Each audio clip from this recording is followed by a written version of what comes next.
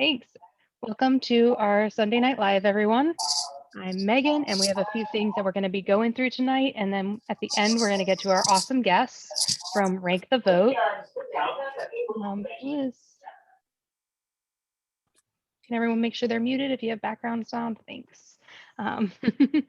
After we go through a few of our updates, we have our announcements of our new board members. We have a little update from the legal research circle, as well as our general action updates at the very beginning. And then at the end of it all, we have Adam and David joining us from Rank the Vote. So we hope we'll have like a really awesome conversation then, as well as a little bit of a presentation. Looking forward to that. So just to get us started and going, you are familiar with us. We're Humanity First Movement. Kind of just built out of a group of grassroots volunteers from the Yang 2020 campaign to kind of continue pushing forward the policies that inspired a lot of us kind of non-politicals to become involved in politics, at least speaking for myself. So, we do that by trying to support Humanity First candidates, doing some policy research and like public education, kind of growing up and building our movement through some smaller local state level groups, getting involved in local actions, and also partnering with other organizations that have similar goals as us, like the Income Movement. If you want to get connected with us, you can join in our HFM Slack using that bit.ly right there.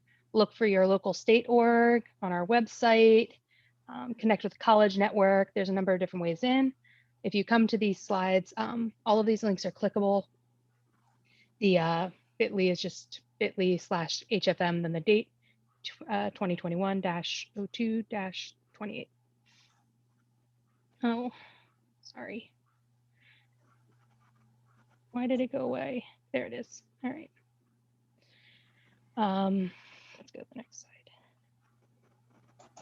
If you want to connect with us on social media, you can find us on Facebook, Twitter, YouTube, Instagram, any of these links here.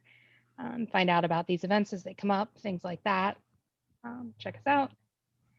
Some of the upcoming cash relief advocacy, a lot of this we're doing in partnership with Income Movement. They've got a lot of really great initiatives over there. And coming up is their quarterly State of the Movement, which was previously scheduled for Tuesday, March 9th, but has recently switched over to Wednesday, March 10th. But if you sign up at that Action Network link, you'll get updates. And at that State of the Movement, you'll find out about all the different kind of initiatives happening within the basic income movement community. If you go to bailoutthepeople.com, which is a website run by the Income Movement, they have a lot of really great cash advocacy initiatives started, including calling your representatives, writing your representatives, doing some letters to the editors, and different kinds of Twitter campaigns and stuff. So the best place to go to find out about that is bailoutthepeople.com, although we have all those other links there as well for you to access. Some really great actions to take. And if you're kind of nervous about doing any of these for the first time, they have a community group that kind of gets together once a week on Wednesday, and you can kind of get some moral support to write your first letter or, call your representative, figure out how other people do it and get some guidance there and some moral support. So that's a great event to join if you have the opportunity. Also, if you are or know a small business owner, the Humanity Forward group is collecting testimonials, written and video, that they're using in some of their lobbying campaigns. Basically, reoccurring cash checks would be a great boost for the customers as well as the business owners. So they're looking for, some business owners to speak out to that so that they have, that first person voice in their lobbying effort. So there's that bit.ly down there /HFSM business testimonials to submit your testimonial if you would like to be included on that initiative. We have a few different candidate support events. Yenny, are you on here? Do you want to speak to your events real quick? Sure. So I have two upcoming fundraising events. The Pet First Aid link, I'm currently in the process of getting it to actually work. But the T1 works. That's this Saturday. And if you sign up by tonight for it, tomorrow we're going to be sending out tea samples in the mail for you to have to brew during the call. Pet First Aid is teach you how to do some pet first aid, give you an introduction to that. And we've got phone banking that's going to be starting on the 8th. We've got another on the 11th and 13th. first set of phone banks are going to be calling fellow Yang Gang to get them to come to an event. So it's super comfortable. We're going to be chatting with people about inviting them to town halls and inviting them to sign my signature forms. We'll be leaving voicemails.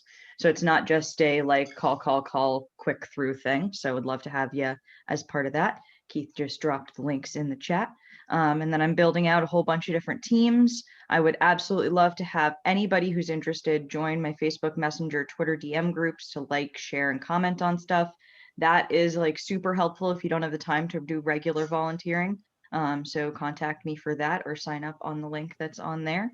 And feel free to contact me for any of these other things, especially if you want a phone bank.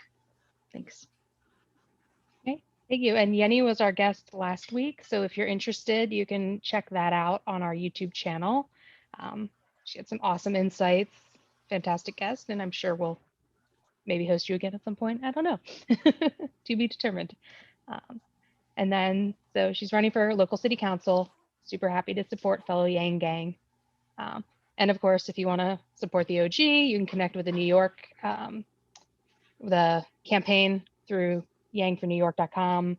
The easiest way to plug in, though, is this event on Sundays at 1 p.m. It's kind of like a little meet and greet where you can learn about what's happening and the different opportunities to volunteer. So those links are there as well for you, as well as the New York chapter all the way down at the bottom. Definitely connect with them if you are in the state of New York, like full time, not just looking for the campaign. And then we do have, I'm going to pass this over to Will to announce. I'm on mute, but now I'm not. Thanks, everyone. So I would like to welcome the new HFM board after a smoothly run election with 4 candidates exactly matching the openings. A very warm welcome to Ronald Marzet, sorry. Thanks, Ronald. Returning welcome to Megan Alexandra. Returning welcome to Catherine and to Eileen.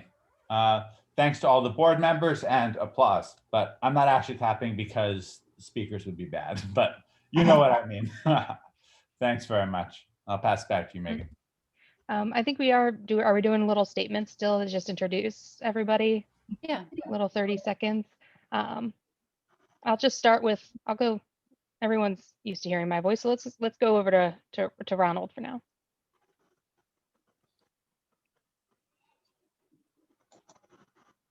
Are you there, Ron? Oh, I think you're on mute. There we go. So shout out to Will. You did get my last name pronounced correctly. Like, kudos. Yes. A little about myself, if anybody who doesn't know me. My name is Ronald Marzet. I do live in Michigan. I'm with Kevin Lee. And yep, from McCoy, that too. And basically, I'm just here to help push this organization forward, and bring change as much as I can, bring a fresh pair of eyes, new perspectives, and basically be able to help in any way, shape, or form. I know that somebody in the Slack asked about, what do I plan on doing? It's like, I just plan to get to work. I plan to put my hands on the plow and get to work, do whatever I can. I may not be really useful in the working group department because I don't know that much, but I think as I go along, I'll figure out which one works for me. And I think my 30 seconds are up. I'm done. Thanks, Ron. How about Thanks very Catherine? Hey, very excited about the new board formed. There's like a core group of 7, and we're very excited to kind of get to work on, the business of creating a national organization that really supports the work that's being done at the state level. So just supporting the work of the Legal Research Circle, and I'll stop there, but very excited for this crew of people that are about to get to work. Thanks. Let's see. Eileen? Will, did you say Eileen? Yes. Okay. Hi, I'm Eileen Patterson. I am in Las Vegas, Nevada, and I love the Yang Gang. I served on the board, I think the 3rd interim board I was elected. And so I'm back again. I've been in and out of the organization for various reasons. I'm not sure what all we're going to do moving forward. I know there's a lot of different ideas, but I'm just happy to jump in and continue the awesome work that the Yang Gang around the country has been doing to still be the wave, because we are still the wave. And I just want to help be a part of that and help get the work done, as Ron said. And I'm so excited to work with you, Ron. Love you. Awesome. Thanks very much. And I think last I'll pass back to you, Megan, for your continuing / initiating 30-second statement. Yes, of course. I'll try not to talk too much because I'm already always talking plenty. You hear more than enough of my voice, everyone, and my typed words, whatever that counts as. But I'm super excited for Ron, Catherine, and Eileen, because I know that all 3 of them are awesome people who will be awesome additions to the board. And I'm really excited about, the potential there. So I'm excited to continue the work. Thanks, everyone. Thanks very much. And then, And I think that Yeah. is the agenda for the election, since we're matching up on spots, so we probably don't have to do the voting and counting the vote unless someone really wants to be formal. But otherwise, we can just move along with the agenda. yeah, I think we're good.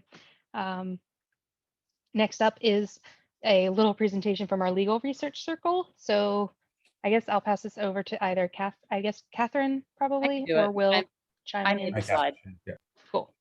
Yeah, so basically just at this level on a Sunday meeting, just kind of letting folks know about the legal research circle. It's mostly been in conversations with the state leaders. So we're meeting twice weekly, and the brief and big kudos to Eileen for initiating this and getting this going right now. And then also kudos to Will for leading this. The brief is basically to just research what legal structure the national should have, and what relationships we should establish with the state organizations, such that we can get out of the informal stage of being groups of volunteers doing the work and move to legal entities where then we can do fundraising and other stuff, so we can grow our movement and be effective. So so far we've met with 2 lawyers and have a referral to a 3rd who specializes in political nonprofits. One of those lawyers referred us to look at boulderadvocacy.org, and that there's a lot of materials there which will help us prep for the meeting with the 3rd. We've also been speaking with Income Movement and some of our other partners. And one of the things that folks listening on this call can do right now is, if you know effective nationwide grassroots nonprofits, please tell us their names, because we want to study models of effective organization. So the Legal Research Circle is regularly reporting out like this in more detailed presentations once we finish doing the research. That'll be coming out periodically. But if you want to follow along rather than waiting, there is our Google Drive. We have a Notion workspace, and we're operating in these 2 Slack channels. And additionally, we just wanted to share the links that we came across, these nonprofit fundraising registration guides and state charity registration requirements for all 50 states in DC, and that might be useful for our state organizations. And they're in that Google Drive. So this presentation is, the fastest thing to do is just go from the presentation link and then click all those links for whatever you are interested in joining. And Will or Eileen, is there anything else you want to say about this at that time?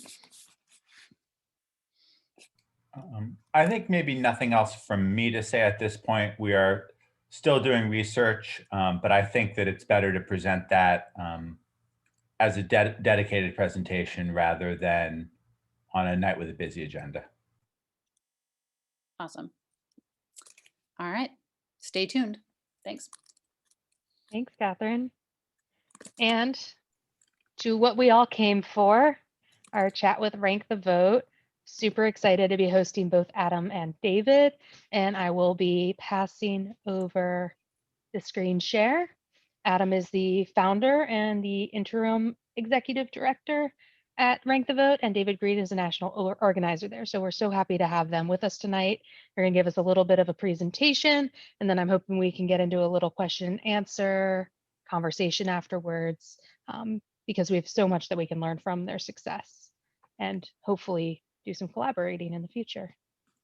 So would you like to take over? We'll hand it over to David Green. Yeah.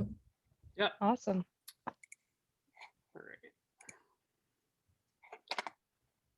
All right, can everyone see my screen all right? Yes. Great. So it's so good to be here. I'm David. I'm a national organizer with RankTheVote. This conversation is a real intersection for me of two large interests that I've had in my life. In February 2019, I joined the Yang Gang. I was actually a co-founder of the Massachusetts Yang Gang. And I also, in that month, joined VCMA, Voter Choice Massachusetts, which was the movement in Massachusetts to pass ranked choice voting. So in the past 2 years, I've been really involved in that ranked choice voting movement. And it's been so great to come onto the team with RankTheVote, trying to get this passed across the nation. I just want to express fully how intersectional this is for me by pulling together these tweets that Andrew Yang has made over time. This is from 2019, going through 2020, and then to 2021. He's very interested in ranked choice voting because it's just he's very into common sense, nonpartisan solutions. And that is the epitome of what ranked choice voting is. So just quickly to do a recap on ranked choice voting. It would be great if y'all could put in the chat maybe like a 1 to say that that you're not particularly familiar with ranked choice voting, a 2 to say you're somewhat familiar, or a 3 to say that you're like very familiar. Get on with it. And then I can judge from that. Awesome, cool. So it's looking like we're pretty darn familiar. So I'll just breeze through these slides. So we have a normal ballot here, pick one. Instead, we could have a ballot that is first choice, second choice, third choice, very exciting. And the way that we do the counting is that we have, we count the first choice votes, see if there's a majority. If there's a majority, great, we got a winner. If there's not a majority in there, then we get rid of the last choice person, and then we take the second choice votes instead of the first choice votes for that individual and reallocate them. And then we do it again if there's no majority, reallocate. And now we have the winners, or the winner, who is this majority purple candidate with 55% of the vote. Hopefully that made sense. If it didn't, we can go back to this after the presentation and you can ask any questions you want, but it's good that we have people quite familiar with ranked choice voting here. I would like to move on. Oh yeah, so practical nonpartisan solution. It eliminates spoilers and vote splitting, encourages more people to run, curbs negative campaigning, gives voters more voice and more choice, and makes politics work for all of us. So hopefully something we can all get behind. I would at this point like to pass it over to Adam Friedman, who is the executive director of RankTheVote, who's going to talk about what RankTheVote is and what we're trying to do here. Sweet. I'm going to be real slick and share my screen on the same slide. Presentation mode. Oh, so seamless technology. I'm the founder of RankTheVote and the founder of Voter Choice Massachusetts. So we did become the largest ranked choice voting statewide movement in the country. Hope to be eclipsed by another state in the near future. It took a while to get where we were. The campaign was ultimately not successful, but the organizing model that we used, we found to be incredibly valuable, and we are now exporting it rapidly to form a very strong foundational component to increase the likelihood of future successes, and kind of in a more epic way to bring ranked choice voting out of the nerd stream and into the mainstream. Really get it. This is a cultural campaign as much as it is a political and legal campaign. There are no shortcuts. The biggest obstacle, why don't you guys shout it out? What do you think the biggest opposition to ranked choice voting is? Complexity. Yeah, ignorance. Fear of change. These are all great answers. No It's one just, understands it. that's right. No one's heard of it. It's worse than that. No one's heard of it. And then those that have heard of it, it takes some time for them to understand it, not see it as complex, not see it as exotic, become familiar and start to realize, oh my gosh, this changes a lot of things that ails us in our system. Every campaign has to grapple with this. And that's why we focus on really building a strong grassroots movement to really serve as that foundation. And movement, we define that more specifically as grassroots capacity. What do I mean by capacity? I'll get into that in a second. We create a step-by-step program, a method, if you will, an organizing method for these groups to make this happen. So the step one is just to get together, have meetings, promote these meetings aggressively and get good turnout. This is a solved problem. It's not hard to get good turnout if you know how to do a little bit of online advertising and targeting. Step two is get real. So this is a big pitfall that activists step into. They get 3 to 5 people in a room. They're like, ranked choice voting is amazing. We're so smart. We know all about it. We're going to go file a bill, or we're going to collect signatures and do a statewide ballot measure and run a campaign to win it. And it just doesn't happen that way. That's a myth. Everybody's been making the same mistake for decades, since the late 90s when this was put on the map, and particularly in 2000 with Ralph Nader and Al Gore split the vote in Florida for president. And so we want to make sure that people get real. You're going to go through a process where you have to really become big. And that's step 3. And by capacity, to revisit that concept, we literally mean these 3 elements: growing your people, your list of email supporters or phone supporters, raising grassroots dollars, and then eventually bigger ticket dollars, bigger donors, money, and then endorsements. And that means training up speakers to give the same awesome slideshow talk about ranked choice voting to other organizations, building them first, getting their endorsement, and then forming a coalition or giving a coalition baton to another group.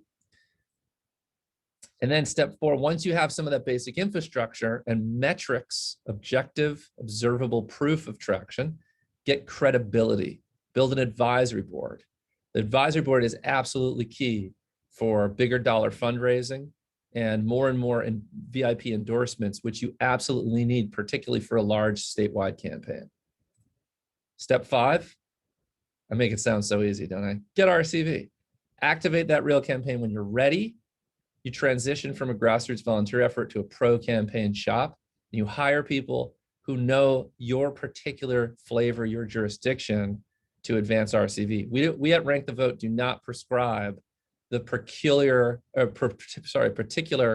policy proposal or necessarily the legal or political pathway to the RCV law itself. We provide the kind of basic foundation of grassroots community and movement building. We provide it with some prescription around some structure.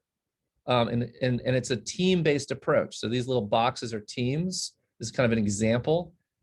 We offer this up. These are not set in stone, of course, but they've worked really effectively for us and for the other states that we're working with now, which I'll get into. Executive team, messaging team, which is centralized. And then you'll see in gold the 3 strategy tracks or the growth tracks, the capacity growth, people, money, endorsements, and the teams that support those tracks. And then the purple support teams that really support the tip of the spear, which is that objective metric growth. So our proposal is really around understanding each state's growth sequence based on their political environment, and those activists determine that. But the typical sequence, what we propose people do and what's worked really well so far is first get some founders together. That could be 3 to 5 people, 5 to 10 people. Have them meet weekly for 4 to 6 weeks and focus solely on launching a high turnout kickoff meeting. Yes, they've been doing it on Zoom to good success. We're raising between $1,200, $1,000 and in the state of Georgia, in the case of Georgia, $5,500 at their launch with 83 attendees. And then fill out a roster with team leads, deputy leads, and members right at that first meeting and get people already into a posture of action, goals, accountability. It's a lot to stand up really rapidly. So there's a lot of kind of early jitters and learning curve for folks. So we kind of say, take your time, take it bit by bit, read our playbook, et cetera, which we're going to share with you all if you haven't seen it already. And then we set some basic goals. Live outreach team to sign up that first bit of supporters, the endorsements and speakers bureau teams to train those first speakers, and then the fundraising team, of course, to raise the first grassroots dollars. And this is not a fly-by-night quick fix. This takes years, particularly if we're talking statewide, but even for a locality, a municipal environment or a county, if folks want to start out at that level, which sometimes is prudent to do, takes at least 2 years. There's really no shortcuts. It's just the nature of changing election law and changing 200 years of voting tradition. So what people are doing wrong is they're having too few organizing meetings, small numbers of people, and then they have public education events with low turnout, and they're not really building the list. They're just kind of saying, we need to vaguely educate the public, but they're not bringing it home and building their internal capacities so that they can prove that they have that traction. And then, let's get some bill language together. Let's get a few of the usual suspect legislators that'll support anything forward thinking, 3 to 5 folks that have very little influence. And then let's go lobby the State House with our tiny list and our math engineering folks and our third-party boosters. And the result is no one cares. Sorry. It's pretty, let's just say it's straight shooting. So what we try to get folks to get on to a track instead is a real campaign. Focus on those metrics, assess viability from people who know what they are doing. Campaign professionals, grass top leaders who have experience, moving difficult legislation, and national orgs that have seen this happen in many states.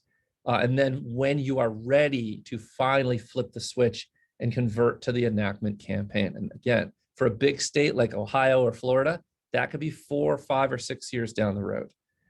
For a smaller jurisdiction, it could be 2. So the green pro help, get experienced campaign operatives to guide your strategy, pay them, professionalize, get at least 20K on your list for a medium-sized state. We kind of use the metric 1% of your population is probably a good thing to shoot for before flipping the switch for enactment. You should be making thousands of calls, not 20 or 30 calls to the State House. Don't bother if it's that small. Make thousands. So you need a big list because out of that, of course, is a 5 or 10% slice that will actually make the calls. So you really need that big basis. And then your grass tops, which is other organizational leaders, not just fringy groups or the usual suspects, but respected groups that the legislature or the voters really see as mainstream. And then, of course, an advisory board of very diverse luminaries from all sorts of backgrounds. This is kind of an example to press the point even further, but I think you get the idea. Where the rows here, the gray tiles are the strategy tracks, people, money, endorsements, and media is one as well.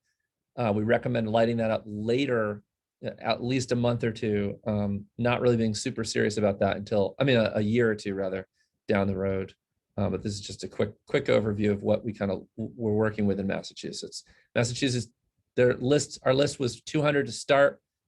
This is an interim. We measured our metrics rigorously every single month from the beginning of building that movement. We ended up with over 60,000 supporters on the list, thousands, about 7,000 volunteers active at any point during the years. And then $10 million were ultimately raised toward the end of the campaign. So I'm giving you charts that were just, 1 year in. We were kind of on our way, and you see it's not exponential, it's linear. If you guys figure out some viral techniques and social media marketing strategies to make it hyperbolic or parabolic, not hyperbolic, parabolic, or exponential, by all means, let's share that knowledge and help export it to the states that are active. This was so people, money, and endorsements charts, where we tracked how many speaking gigs we were setting up, meetings with VIPs that we would recruit, and then the actual endorsements given. Earned media, which came with no media strategy whatsoever. We focused on those first 3 tracks, and the media came to us for interviews. We had hundreds upon hundreds. We had the Boston Globe endorsing RCV 6 times since starting in 2018. So our progress with Rank the Vote, we formed Rank the Vote at the beginning of 2020, January 2020. And we wanted to do 10 states by the end of the year. And we blew past that. We did 17 launches in 2020, and we just launched a few more this year. We're on track to do 36 states under our purview, working with us, getting coached by us by the end of this summer. And then there's another 14 states that have either mature movements or independent organizations that have their own approach. But this was a long time coming. It was overdue to have some real authentic grassroots broad-based movement happening, and that's what we plan to do. And we are having now these groups report their metrics up to us, and we're aggregating them nationally. So these are where these groups are at right now. These numbers for national effort are tiny. We know that it's COVID, and the activists are learning the techniques, and it takes several months for them to really get going. And a lot of the list building we did was out in the field with clipboards at big events. So we just can't wait until all that energy is going to burst forth onto the scene once everyone's vaccinated and we're ready to do that. And then this is their money chart. So total among all the states we're working with, nearly 80,000 or so raised and hundreds of donors. So the upcoming states in our pipeline, which you guys might want to hook into, we have founders group formed that are planning their launch in Idaho, Iowa, and South Dakota. We have founders group currently forming, so a little earlier along, in Arkansas, Hawaii, Mississippi, and Wyoming. And then brand new territory that we're kind of just starting to make contact, North Dakota and West Virginia. Here's some asks for you all. Obviously, in the existing states, if you're there, join the teams that are there. We have once we stop the screen share in a minute, David will share the states page on our website where you can link up with all those states that are up.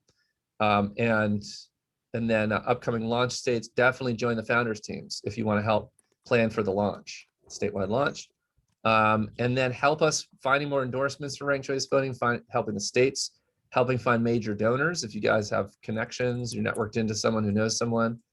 Joint fundraising is really important. Like a lot of what we're trying to do nationally is building that funder infrastructure to fuel a strong field team and eventually start linking the states that are ready to major donors that can help professionalize them and get them to campaign readiness. So as you see here, the obvious groups on the scene are coordinating with us. They promote a lot of the state activities on our behalf and help us out. So that's the basics. I'll stop the share. And there may have been a lot of any questions here. Yeah, we did start getting a few questions in the chat, but do we want to, are we ready to transition into like a question and answer session, Q&A? Awesome. So yes, we have 3 questions so far. So I'll call on those folks to go. And then, Okay. if So you, Eileen has a tongue-in-cheek, I've heard star is better. Can you phrase that in the form of a question? Well, actually, I did not. I was not intending for that to necessarily be a question. I just was making a cheeky comment. But I mean, from a lot of people, I've heard that well, let's talk about ranked choice voting. We can talk about star later, kind of thing. Like, since that's where the branding is, in where all of the movement building has been on ranked choice voting. So let's just skip over that. My real question was more like, when you have such a long timeline, which I love, by the way, I love that you're realistic about it and that you're upfront about it. How do you keep your volunteers engaged and enthusiastic? And how do you keep the element of fun over such a long period of time? Fun? I don't understand. Yes. It is fun. It's fun because we're all here and we're inspired when we see progress toward the vision that we share, because we know we're going to get there. That's fun for me. I don't know about you all. And then there's we form bonds in society and community around that mission. So we keep people focused on action so that they produce, so that we're inspired by how awesome we are producing and getting toward that. Even if we lose a campaign, we know that we planted a very strong flag. In Massachusetts, we got the highest population to vote in favor of RCV in the country. We've created a magnet for raising $10 million. Like, I'm giving you some of the bigger ticket things in the end, but all the interim stuff is important. Like those little line charts, I showed those at every monthly meeting, and the line would just like creep up, and people are like, wow, we just like upped our list by 15% this month. That's awesome. Let's keep it going. And when you do the metrics, this other qualitative stuff starts to appear. Like when it's not about being a nerd and just thinking about math and numbers. It's that by doing that and by being aggressive about that, you're like the more people you have on your list, you're rolling the dice that many more times to finding a rock star volunteer, team lead, to finding like the head of a huge union, which actually happened, like head of Mass Teachers Association, biggest union in the state, a major donor. We got like anonymous checks for like 10 grand and 15 grand, like a year, 8 months in, and like totally fired everybody up. So you get kind of cool stuff, and like media, all the media that came our way as well. That was very positive. Thank you so much. That's a great answer. Thank you. Sure. Thank you. Robert, I believe you had a question next. Hey, how's it going? Yeah, I guess my question just basically, I know some people, are concerned about just election this past cycle and, counting votes, and then ranked choice voting just seems to add a big complexity. I mean, it doesn't, it's not much for, good, strong computers to kind of figure that out, but just with transparency's sake, it might just turn a lot of people off if they don't see that it's nice and easy and clear. Yep. That that, I mean, so what do you think what do you think on the future of that on some kind of blockchain, some kind of open source, something that can't be hacked, and and if we can just kind of stem the tide in that direction, maybe the rest will topple. One can hope. I think you're right on the money. I mean, I think the future shows that, like, there's a company called Votes, VOATZ, and the founder, Nimit Sawhney, loves ranked choice voting. Votes is a company that is like moving voting onto the blockchain. That's what it is. This immutable ledger where you cast a vote and it's permanent, like you can't tamper with it, is ideal for this application. It's ideal for anything the government publishes, especially, votes, ballots, anonymized yet permanent and immutable. So that's definitely the direction we're going. That's a very different like tack. I mean, we can discuss that in a salon format, but our mission is to enact ranked choice voting into law. In terms of those, like, and so we are thinking like campaign strategists of like, what are the objections that come up in a public political environment that's gonna create fear, uncertainty, and doubt about it. And that's one of those things. People are like, it's convoluted, it's complicated, it's a black box, it's an algorithm. There's like a lot of language that's like freaks, normal average voters out about it. There's great responses to that. A high schooler can write the ranked choice voting runoff tabulation in an Excel formula in 10 minutes or 5 minutes. Like, anybody can do that. The problem of transparency and like exposing the ballot is a problem whether you have plurality and RCV. Look what just happened. Like, this is just plurality voting. People are still questioning the results. It's not a problem of RCV itself. And so we would call for whatever voting system that you have, you need to have transparency in the ballots themselves in terms of some representation of what votes happened. And so if we have the rankings available from jurisdictions that use it, you could have a disinterested third party rerun the tabulation themselves and simulate it to be a check on whatever the government does to run it. Like, that's a trivial technological thing to do. So people have, you can have an MIT consortium just do that, and then people are confident. That's, for instance. Thank you. Yep. Cool. Awesome. Thank you. I know we had a question from Florence in the chat, and David answered it in the chat, but I didn't know if there was maybe some more follow-up to that question. Oh yeah, how do we Anyone count RCV? So we actually recommend using like these great platforms online that just already know how to do it. They've coded it in. OpaVote is one that we use all the time. Rankit.vote is another tool that's free. You could probably look up, there's probably is an Excel formula, like if you just say Excel formula for instant runoff voting, or single transferable vote. Those are the kind of academic terms for this. Single transferable vote is like the proper academic term for this system, which I'll write in the chat. So if you do a Google on that, you'll probably find what you need for counting. Awesome. Thanks. Mhm. Will, do you want to ask your question? I know you were worried that it might be too in the weeds, but let's go for it. Yeah, so this might be sort of technical and niche, but in my state, in New York, we have this electoral fusion thing where the same candidate can appear on multiple line items in the ballot under different parties.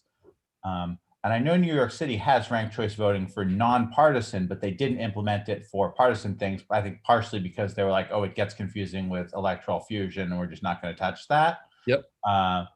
I'm wondering if you guys like have a vision for how those two things would interact. Yes. So great question for the in the weeds people in the states that have fusion. I will address it, but listen. So right now, oh gosh, we have to look at, it's all about the ballot design, the ballot layout.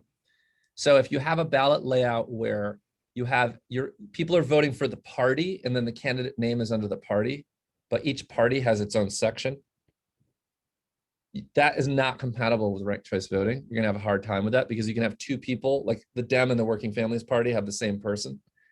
But if you have instead a candidate-based system, and then it says two party names under the candidate, no problem. RCV fits with that on the ballot. And I wish I had some designs to show you. I'm just like, it's a pretty kind of corner case for states that don't have it. It's not applicable, it's not a problem. But Connecticut's also facing that. In their legislature, I think they just got a bill out of committee a study bill to study RCV. And that's a big thing that they need to study to ensure it'll work with fusion voting. Cross-party endorsement is another term for that. Okay, thanks. Yep. Sorry, very technical. I mean, you're in the room with the math crew, so I think that it works here. Bring it. Go for it. Catherine, you're up Okay. next. So there's like a couple of questions that I'll queue up. So one is, I remember chatting with you another time, you were talking about, and it relates to Eileen's earlier question, like how do you keep engagement when over such long periods of time? Mhm. And you mentioned like in the emails, the weekly emails, you kind of have this hero's narrative where you're following the metrics. And if there's not really awesome metrics, then you have to, do a feature or something. So if you'd kind of talk about like how you kind of keep people subscribed, engaged that are just on the volunteer list. And then also I wonder if you and David, somebody would pull up the kind of the states listing on your page and just kind of go through kind of the state they're in, but particularly for the folks that are here. We have like Arizona, Georgia, Michigan, Nevada, New York, and Pennsylvania. So if you kind of just give like a little status update. Okay, so there's two big questions. So the first thing is, how do you keep people excited? What do your email blasts look like, et cetera? I want to share with you guys, this is the Bible of how we do what we do, the Ranked Choice Voting Movement Playbook. I just posted that in chat. I think David posted it earlier. Please take a look at it. It's 20 some pages. It's pretty fun to read, I think. And in that, there is a cache of every email blast that I wrote and then the person who took over for me wrote in the first 2.5 years or something of the VCMA org. So it's cool. Fortunately, our political system keeps producing little problem examples for us to highlight, to re-emphasize that we need this, like spoilers and vote splitting and candidates from historically disenfranchised communities that run in the same race and then fight amongst each other publicly to say who should clear the field so that the party darling or whomever is the best funded should be the one running, which is totally backwards for a country that is trying to move forward and allow all comers to share their ideas and be a part of our democracy. So there's some great takeaways from that. And then the hero narrative, again, if we're working and we're productive, we have cool stuff to report. After every meeting, you could say, we got 50 new people that have joined teams. Our teams are like twice as big now. I mean, there's all sorts of ways you can say, even if it went from 100 to 120, which aren't big numbers, you just say they grew 20%. Like, oh, that's pretty good. That's pretty good. Or we went to one when our list was 600 people. We went to the Women's March and signed up another 600. Oh no, we signed up like almost, I don't know. Our list size doubled. Like wow, like in the early stages. So that gets eyeballs, like people. It attracts people. And then you use that for the and then every endorsement you get, you can send an email to announce that. Every new advisory board. After we got that, we went to, we've got some esteemed universities. We went to Harvard and got a Nobel Prize winning economist, Professor Eric Maskin. That was a big deal. He in turn got Lawrence Summers, who many of you know was Treasury Secretary under Clinton, Chief Economic Advisor under Obama, like very respected economist. And then business leaders, labor leaders, faith leaders. So your second question, Catherine, was what? I forgot. Oh, through the states. yeah, if you could kind of Oh, yeah. pop up the kind of. David, do you have that link? Yeah, I have. Do you want me to I can share screen and then you can talk? I mean, just click. People can just look at it. I don't like Okay, share. for sure. Cool. Yeah, throw it in the chat. You guys take a look at that. Like these are the groups we're working with, and we're also tracking folks who. Oh, we also have working. folks that are watching like on YouTube and Facebook. So if you good call. would mind screen sharing, Yeah, David. thank you. Okay, sounds great. So for those who are elsewhere, go to www.rankthevote.us/states. And David is sharing it. Yeah, I think. Do you want to go through Arizona, Georgia? I think there were a few ones of particular interest. Yeah, I mean, let's just make sure we got those represented on this call.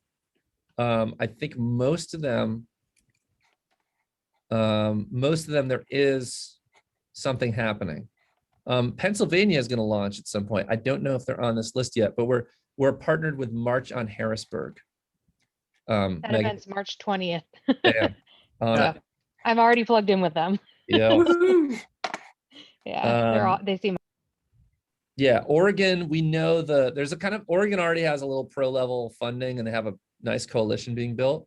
So the grassroots are going to be more like narrowly focused on just building the lists, grassroots dollars and easier endorsements, and then leave it to kind of the pro strategists to like do the legislative engagement. They might do ballot, they might not, they're deciding.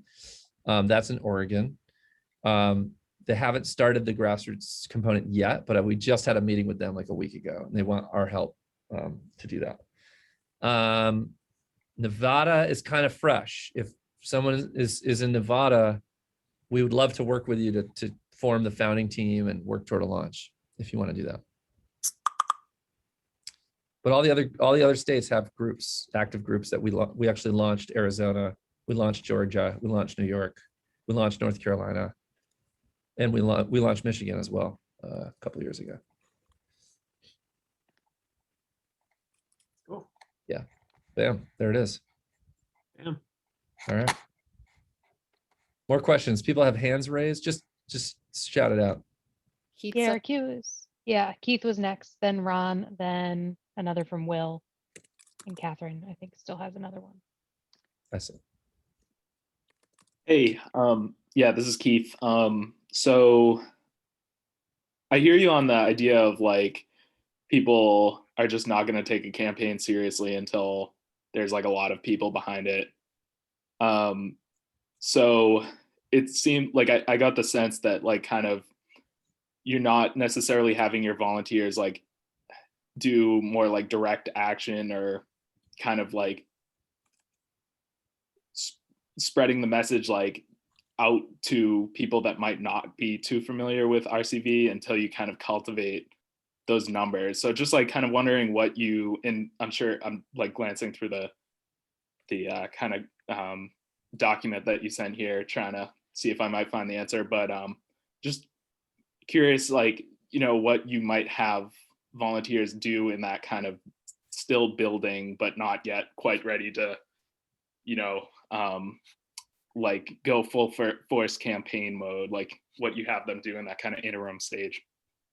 Yeah, I mean, if people know that this is a movement, and a lot of the movement is about education and is about building power so that you can win, or you're going to increase your probability of winning, then and then they're like, here's how we do that, and they buy in. You share it with the room. They'll grab a clipboard. So like the kinds of things are you kind of asking like, what are the easy things volunteers can do if they're like kind of casual and they're not like fully invested? Or yeah, just when you're in that stage where you're not building the base, where you're still like kind of building your volunteer numbers. Like what I'm curious what you're having volunteers do at that stage.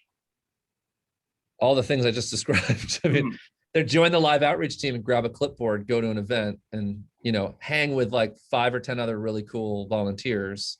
They all kind of like practice a 20-second elevator pitch, and then they go out and give that pitch to like all these other people at some event, whether that be, and the events we target are usually political events or events where there's politically conscious people.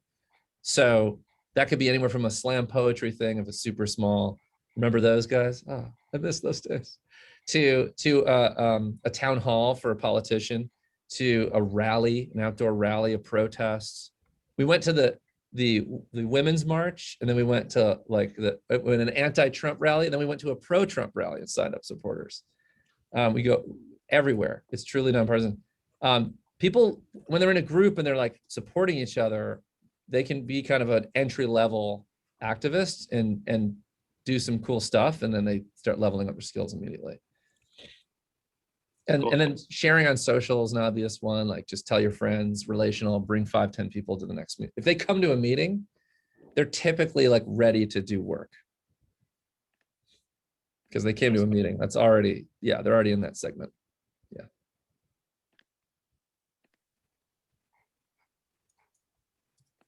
What's the next one? Yeah, thanks. You good with your question, Keith? You done? Yep. Yeah, thank you. Awesome. Okay. Also, I know we're coming up to 9:30. We are always able to go over because we're a very curious bunch, but let me know as soon as I share that philosophy. I'm okay with it. Yeah. All right, great. Ron is next.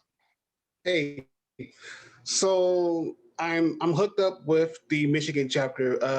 Actually the Southwest Michigan chapter for Rank My Vote, the Ranked Choice Voting Group. And the one thing that I've asked them, and they're kind of like a little bit hesitant on, is how to deal with pockets of very conservative communities that they're old school kind of ordeal. You know, and especially in the city that I live in, it's super red. The county is super red as it is anyways. And so wanting to kind of have like a game plan to bring to that chapter as far as saying, hey, I did some researching and I talked to a few people. This is what they're suggesting to do. And so again, how do we go about hitting those super hard conservative pockets in order to make sure we do get ranked choice voting at least on the bill in the State House? Great question. So there's a number of ways. It's like good marketing. It's like your audience.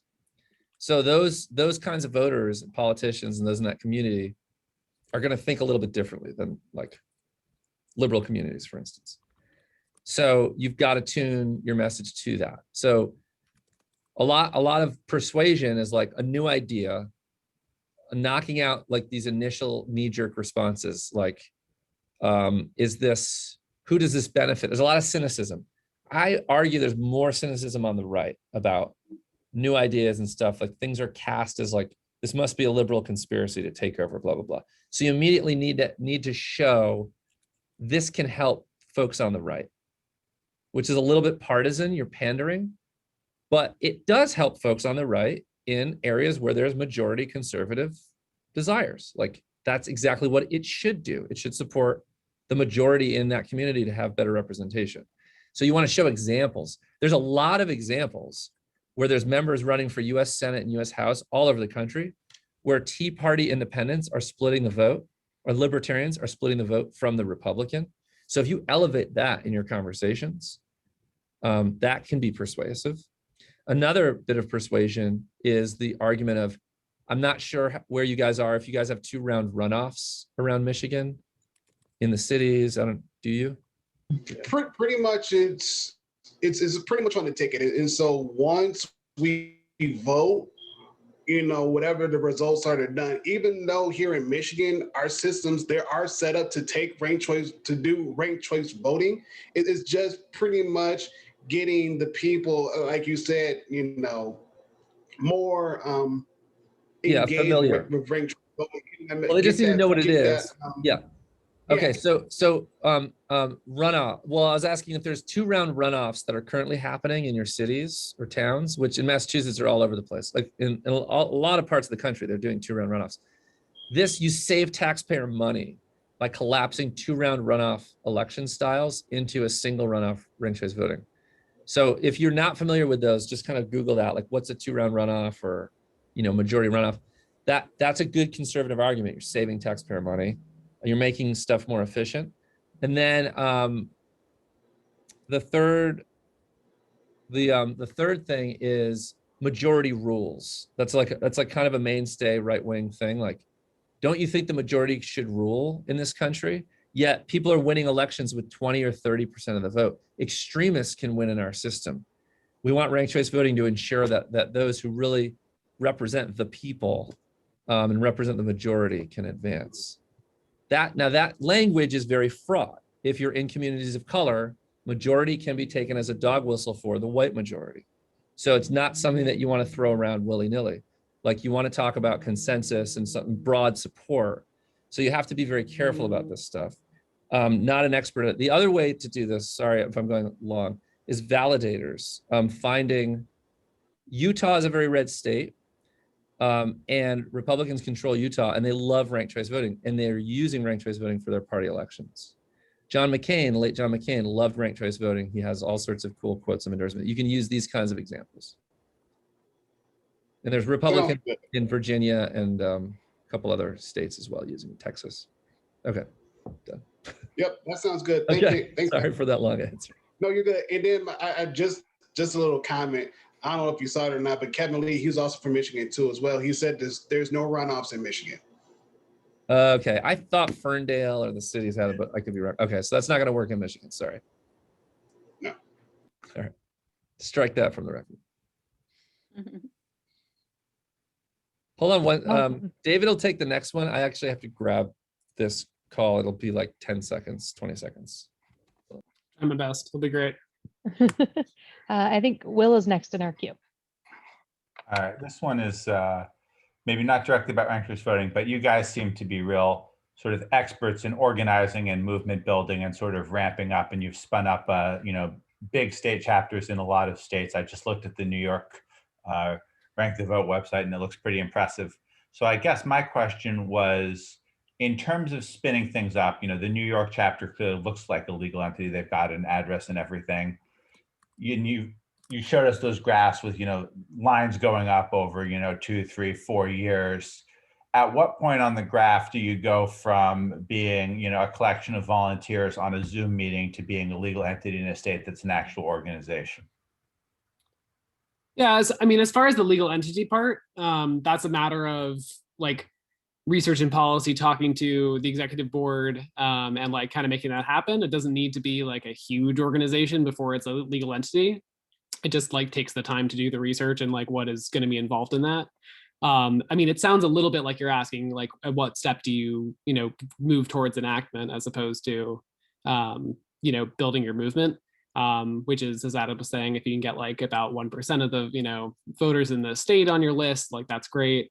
It also seemed, I don't know if this is helpful, but it seemed a little bit like, I don't know, well, correct me if I'm wrong. It seems like a little bit of what you're asking is like, how do you kind of, get that big growth? Like, how do you go from nothing to something? Was that also part of it or not? Not just how to get the big growth, but I'm just sort of like, you obviously, you don't do the enactment until you already have those big numbers. But it looks like those big, along the way to getting those big numbers, you transition to a point where you're a bunch of volunteers to probably you have paid staff, you've got people who are running your websites, like real infrastructure. And when you sort of do the shift from being a bunch of volunteers to having real infrastructure as you're like ramping up that, 2 or 3 or 4 year timeline? Yeah, I mean, real paid infrastructure is going to come as a function of the amount of donations you're getting, right? So if you can start to get, larger donors by virtue of them seeing that you have a large movement, that you have a bunch of small dollar donations already, that's going to really help there. Yeah, I mean, you don't actually need like paid staff to do any individual thing. It can be really effective to have a ton of volunteers coming in the door, and each individual volunteer is going to feel like there's less on their shoulders if they can be delegating responsibility. That's a huge thing we're like delegate, like let's spread this out as much as we possibly can, because then everyone, having a thing to do makes you feel important. It makes you feel like you have, purpose in this movement, and you do, like you're a very important part in the movement, but it also helps spread out the labor. So, New York, for example, what you're talking about, like, yeah, it's doing really well as a movement, but there's no paid staff yet. That's just a function of bringing good people on the team and matching up their skills with the different teams there. So, yeah, there are a lot of ways to, sort of skin the cat of organizing. I don't like that expression, but if there's a better one, yeah. You build the metrics and then you show those to major donors, and then those major donors will invest. The illusion, you're not going to win this like Bernie style, everybody gives 27 or 37 bucks. There's not enough human beings that not only know about ranked choice voting, but like it enough to donate to advance it, to add up. The math does not work right now. It's going to take years to get to that point. We do not have the galvanizing issue that you have with Bernie, like riding on Occupy and talking about all the economic woes that appeal to a massive segment of the American population. This doesn't have that yet. If you can figure out what that message is to kind of bring out that fire in everyone, talk to me. Like that's another thing that has to happen in this movement, which I've showed you all these linear charts of growth based on very shoe leather style, like kind of old school, like straight up political organizing. But if we can figure out the online viral potential, make it shareable, make it, a cultural phenomenon, that will blow away our little, exemplar of the best types of RCV organizing. Like, let's not fall into the success trap. Like we've done the best so far, but I think we can exceed it and that's partly what we're doing, like building up all these little cells of like crowdsourced smart people. Like a lot of people that are attracted to this are brilliant, very engineering types that can like puzzle and solve this. So we get all of them harnessed into this cause. And I think we're going to organically somehow generate that from the bottom up.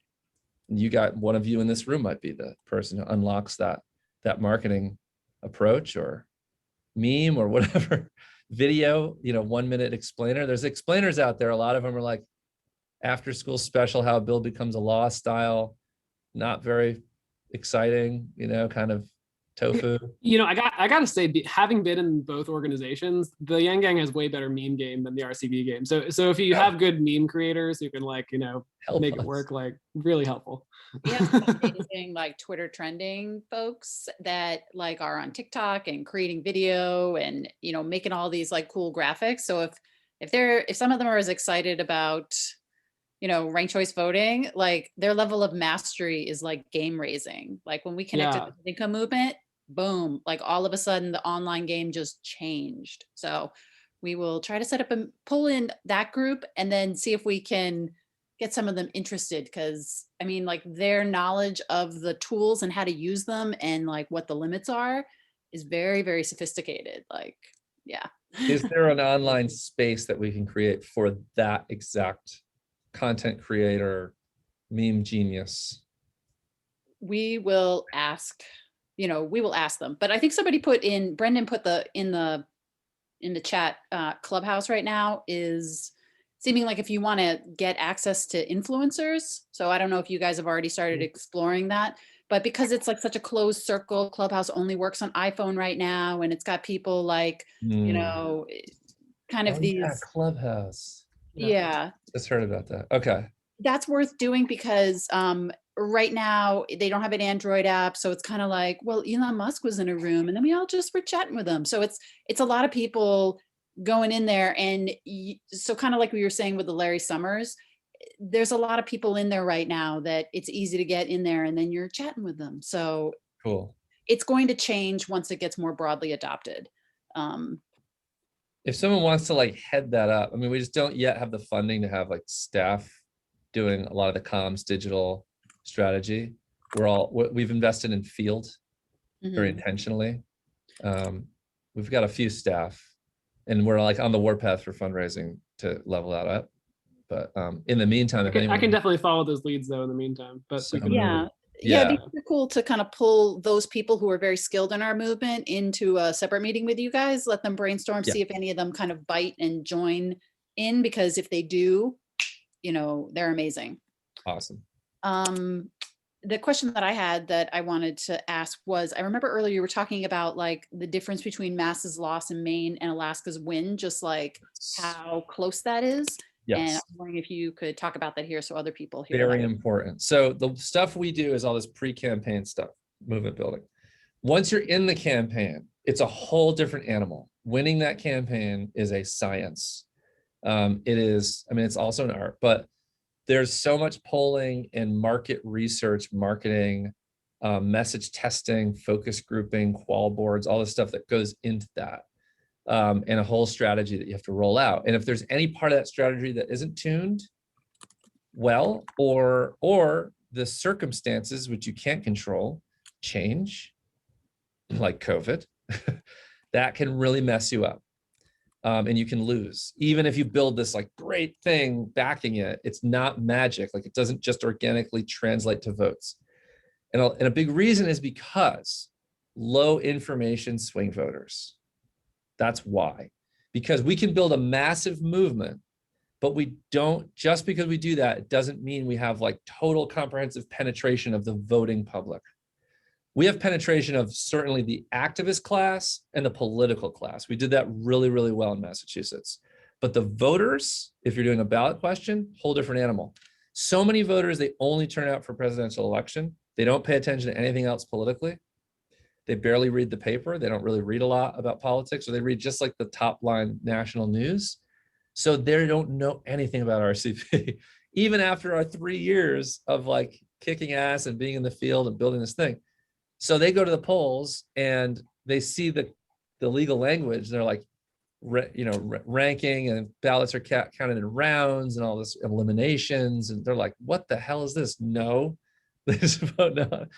That's the default. If people don't understand something and it's voting, they vote no by default. So that means your campaign has to not only reach them, so you have a lot of money in the bank to do the paid ads and the earned media, like a good strategy for that, but you have to have the messaging like tuned to that segment. And my little theory is that the messaging may not have quite been right for that segment. And so that now, a lot of our grassroots stuff, we were not involved in the later stage. That was kind of like the pro operatives do it. So that can really mess you up. And then COVID really hurt like the ability to kind of keep the energy out in the field, et cetera. Keep in mind, Alaska won RCV, but it also had this sweetener language called end dark money. And if you were to poll, when you poll RCV, it's like around 50%. It polls higher with youth, like 70 to 85%, and it polls lower with elderly, like 35 to 45%. So, but it's like with the general public, it's around 50. That's a winnable but difficult campaign. But when you add sweetener language like end dark money polls like 80% plus. People are like, yes, they have an immediate yes. End corruption, get money out of politics, end dark money. When they hear ranked choice voting, they're like, huh? So when you add that in, that carried Alaska, and Alaska only won with just over 50%, like 50.6% at the poll. So if they did not have the end dark money language, I could almost guarantee you they would not have won that. Maine won with 52%. That was also very close, and they were challenged a lot by the legislature and the courts, and they had to run it again with the people's veto to protect the law. This territory, like for these statewide wins, like we're doing something really bold. We want to win statewide. It's never been done. Maine was the first to do it, and that's why I founded VCMA. But we're doing something really bold to try to start winning statewide right now. Like it's still the safe bet to just like focus city by city, county by county. And some states are doing that and really have to do that to make progress. They can't just go do statewide campaign. They have statewide branding and marketing, but the actual legal campaign's got to be local. So keep all that in mind. Like, this is really early stage in terms of this being a cultural movement, being known. So it's going to take some years. But remember, we're transforming 200 years of voting tradition. So it shouldn't take 2 to 4 years. That would be way too radical, and shit could go bad really fast. People should deliberate. I mean, in my opinion, and like, politicians are going to tell you when you talk to them, like, they need time to really sleep on it and think about it. People need time. Just like marriage equality. Excellent analogy. In the 90s, marriage equality, the polling was garbage. It was like 30% public support for gay marriage in the 90s. And so, people were poking around and like, can we do this? And then they finally started getting their house in order, won a couple state cases, did some campaigns, lost a lot of ballot measures, and then started winning more than they were losing in the early 2000s. And here we are today. So it's actually a decent analogy for where we're at with RCV. Hey, Brendan, are you able to unmute and ask your question about California? Oh, I was just curious about how things are going in California, what the strategy is there, because I'm moving to Los Angeles in May. So Awesome. Thanks for being here. I love it when you guys are here and presenting. This is great. Thanks. I appreciate it. California is like it's a golden state, golden opportunity for ranked choice voting. Very much untapped grassroots potential there. There are 2 good groups there, Fair Vote California and CFER, Californians for Electoral Reform.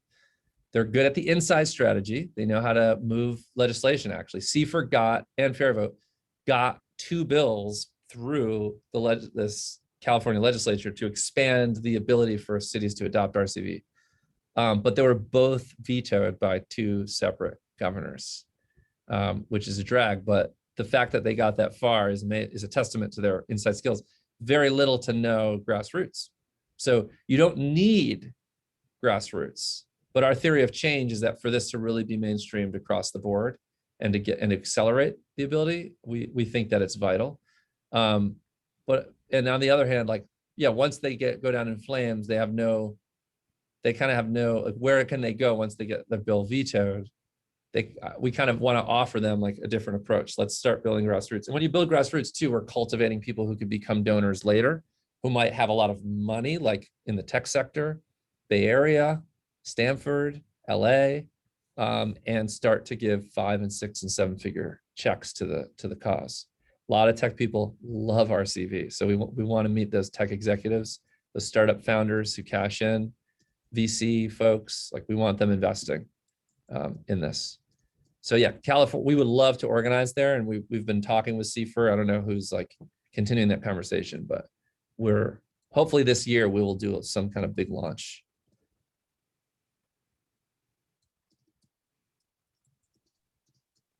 Yeah. Awesome. Thank you. I know we did have one. This is the final question. Catherine put an answer in the chat, but Serene, you had a pretty good question in the chat. Do you want to come off mute and ask? Or I'll go and read what you wrote. All right, she hasn't unread, so I'll go up and find it and read it. So the question was basically, is ranked choice voting mostly for primaries? Because GOP would welcome ranked choice vote in general election because they only vote for their own candidate. Are you required to rank all candidates on a ticket? I think it's more just about, like, how can we make sure that we don't end up losing out because of this if you're a Democrat, maybe? Yeah, Maine passed a law, and Massachusetts proposed to use ranked choice voting in the primaries for each party, to use it in their own primary, and then also in the general for all voters. So if you have a crowded primary where the party's like being torn apart by different factions, ranked choice voting is a perfect antidote to keep the party unified. So this could be a good selling point for both Republicans and Democrats. And to ensure that you have the strongest possible person to advance to do battle with their opponent in the general, because they had a really strong footing in their primary. So those work well. You can also have the type of ranked choice voting where and this is promoted by Catherine Gale and Michael Porter, who are Harvard Business School folks and business leaders. The Final Five system. There you go. There it is. Bam. Where they have 2 rounds where everybody runs in one nonpartisan blanket primary, no party silos at all. It's big free for all. And then you take the top 5 to advance to a second round, and then you use ranked choice voting in that final 5 segment. So untested. This is essentially what Alaska passed, by the way, but it's 4, not 5, but same deal. But they've got some funding. They're advancing that. That's exciting. I think that could be just as revolutionary, if not more so, by ditching all the partisanship during the election. Yeah, so these are just different flavors of the RCV policy. Potentially hard to convince legislators on that one. So, oh yeah, potential downside. Yeah, a lot of those have to be ballot measure. Yeah, same with RCV. It's just hard. It's fun because it's transcendent. It's so much bigger than the usual partisan merry-go-round. So this has an appeal for people who are tired and kind of burnt out from that usual type of activism. We want to go deeper. Like Yang people. Like Yang people, exactly. Yeah, and for what you were referencing, there is a Yang Speak with Catherine Gell, if I'm saying her name correctly. That's great if you want to listen. But the book, is called The Politics Industry: How Political Innovation Can Break Partisan Gridlock and Save Our Democracy. I haven't read this all yet, but what I have read has been great, so I highly recommend it to anybody out there. And or listen via the Yang Speaks or the audiobook. So thanks. Catherine, you said you had one final question. I'll pass it over to you. Yes. So this is for David. David, my understanding is that you have come on as a full-time organizer with Rank the Vote. And if you could just talk about that, what that means. I know you're in our Slack, and I'm just putting in the chat that he's kind of tracking. We just opened up a new partner Rank the Vote channel, and he's also in the decision science. So any debating about STAR versus anything else will go in there and not kind of get into the debates in the Rank the Vote channel. But if you want to talk about what your role is, what your spending time is, how we should interact with you. I mean, it sounds like we're going to try to have a conversation with our like Clubhouse Twitter people to kind of get some social media game maybe going. But if you just want to tell us what to expect and what you're spending your time on, because I bet we're not the only organization you're interfacing with. No, for sure. Yeah, no, I mean, I've been doing full-time national organizing for 2 weeks now. Before that, I was doing part-time for a few months. And so, yeah, that involves, a lot of like sitting in and advising the various state movements and their team leads meetings and exec meetings, as well as I came from a data background, so doing some data work. So it's kind of a smorgasbord, and I'm learning the ropes as one does when they start full time.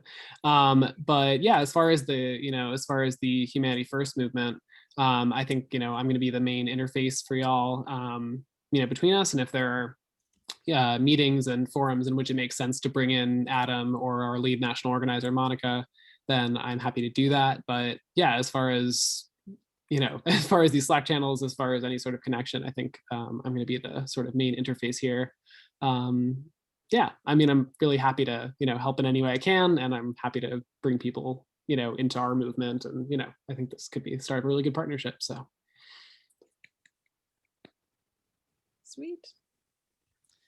I mean, and I have a special desire to try to get audience with Andrew Yang himself at some point, so folks have some path for that. I feel like he's talked a lot about RCV. I want him to put up some funding for it, whatever form that may be. I'm sure he has like 100 other people in line for something, but given that it's like his top 5 issues, I feel like it would be a good fit for him. Not necessarily himself, but he's probably got a network of folks that he could be in a room and be like, look, just throw down $500,000 to this thing.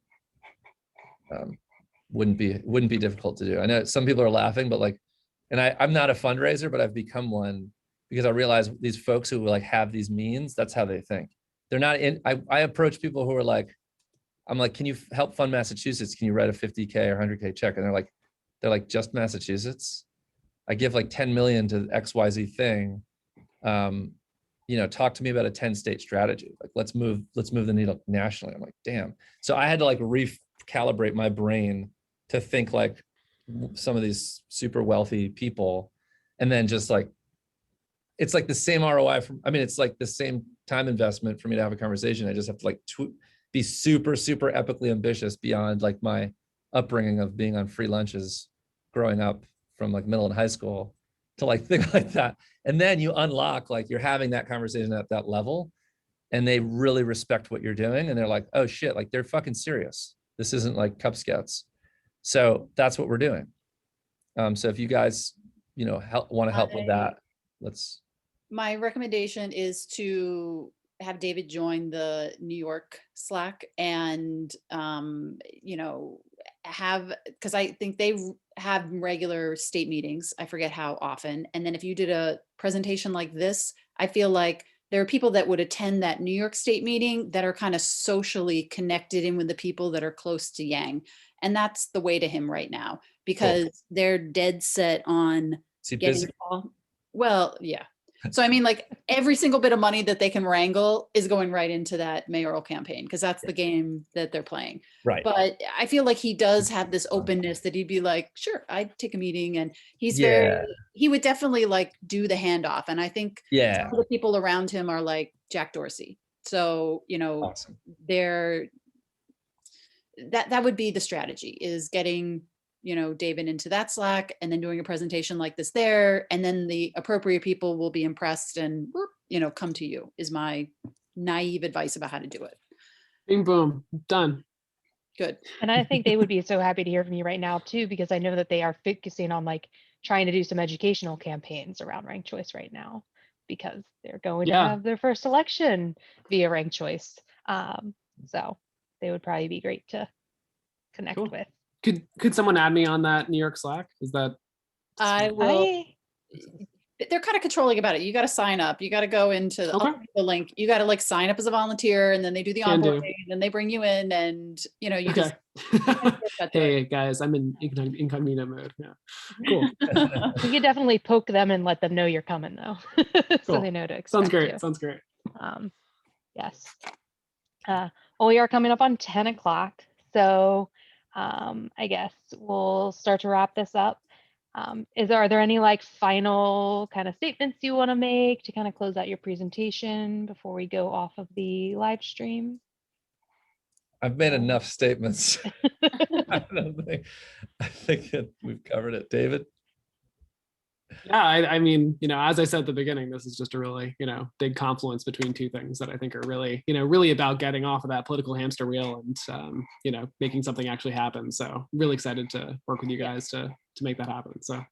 And I think we're very excited because our members want to do high quality, effective things. They really like volunteering with Income Movement because they're dialed in and use volunteers effectively. And it's super clear that you and the movements that you advise that are following those playbooks are, you know what you're doing and you're using volunteers effectively. So that's, I feel like our states want to lean in. So I feel like we have a nice complementary growth path.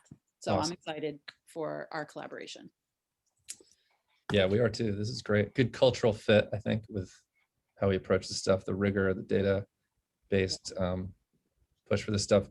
Read that playbook if you haven't. You'll learn a lot, hopefully. And I'm always up for feedback. If something seems like too vague or off in some way, let me, shoot me an email. Because it's all a living document and we're always updating it. Here's my email, phone number. Feel free to reach out anytime. Great. All right. Ronald has a question here. Meeting coming up. This doesn't bring to the meeting and help push forward. Well, Ronald, I think it's rooted in that playbook. Like the chapters can be little microcosms of like the full state effort. So set goals. Work with your chapter to say like, what do we want to set goals for list building, money and endorsements? Is that something you're already doing or something? Kind of. I know that they've been reaching out to different organizations to try to set up meetings like what you're doing right now to set up presentations. Yep. But as far as that acts for that part of it, I don't think they haven't done anything just yet. That's fine. And again, because You don't have to do it all. So you can do like just list building goal for the month. Hey guys, like how many people can we build into our lists for the next month? 200 new people, whatever that number is, like set that and then drive, like just focus the chapter on those numbers. You don't have to deal with if like people don't have the skills to do fundraising yet. Just defer that, just wait, kick the can on that and like focus on stuff that you can build skills faster to do. And like, how many speakers do you guys have trained in your chapter, for instance? as far as I know, possibly 2. And That's awesome. It's covering like 5 counties. Fantastic. Okay, so if you can like make sure, set a goal that you're going to train like 1 or 2 new speakers every month, is that reasonable? I think that should be good. Yeah, I can bring that up. Yeah. And then you have your endorsements team like have the list of all the other orgs in your counties, and then they're setting up, they're scheduling the talks, and then it's like how many are you going to set up each month? I mean, this is kind of some like how many outreach actions are you going to do? Like how many emails are you going to send to these orgs, per month to get 20% of them to respond and to do a gig that month or something. So put those to numbers and have the group like define those numbers with you, put it in a Google Doc, everyone looks at it, and you keep revisiting it, and then you create your line charts for your chapter. Like, boom, we just signed up 100 new people, got 3 new endorsements this month. Awesome. Okay, that sounds good. It sounds like a plan. I can actually bring that up. So yeah, sweet. Thank you. Cool. Sure. Thank you. All right. Thank you guys for joining us. And yeah, to be continued. Good to meet you all. Good to see some familiar faces as well. See you guys the next one, hopefully. All right. Yeah, thank you so much for sharing your time and your advice and your knowledge and all of that. I will take us off the live stream now, so anyone who wants to hang around for a casual hang, go for it. But thank you for joining us out in the YouTube live stream world, and we'll see you in 2 weeks next Sunday. Thank you, everyone. Thank you all. Good night. Thanks. Bye-bye. Bye.